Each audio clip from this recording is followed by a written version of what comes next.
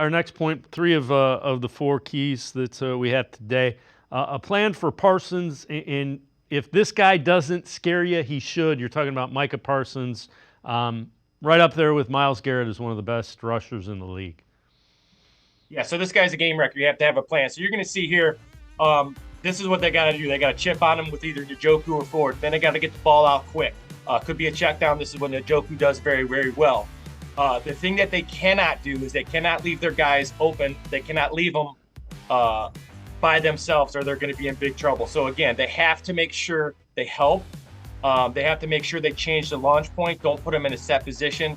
They got to make sure they run at him so he doesn't get to pin those ears back and come. He's got to be able to play a full defensive end without just rushing the passer, and that comes with chipping, changing the launch point, running at him, getting rid of the ball quick. All the things that Browns do very well, things that Joe Flacco did very well at the end of the year. It's something Deshaun can learn from, and I think he has. He'll get rid of the football, but you can see here, first one is going to be a chip. The second one is going to be Wyatt Teller coming over. So everybody's got to help. Everybody's got to be aware of where he's at and make sure that as a team, they block. You can see a great block here by the right guard, Wyatt Teller, who's going to come help Hudson.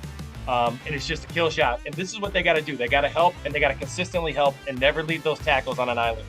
And again, Jedrick Wills did not practice yesterday. It's a day off today. It could end up being Jack Conklin at left tackle, DeJuan Jones at right tackle. Both coming off knee injuries, so those are concerns. Well, Jack Conklin for me is a guy that I've always liked. I liked his whole career. I liked him when he was in college. He'll be fine at either tackle, and number one reason why. Well, first of all, he's a much better athlete than I've ever given him credit for, so you can get to see him practice.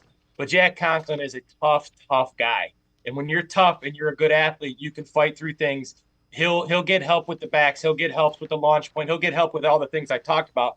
But Jack Conklin is a competitor. Jack Conklin wants to block you. He wants to knock you down. So he'll be really good in the run game. They'll help him in the pass game.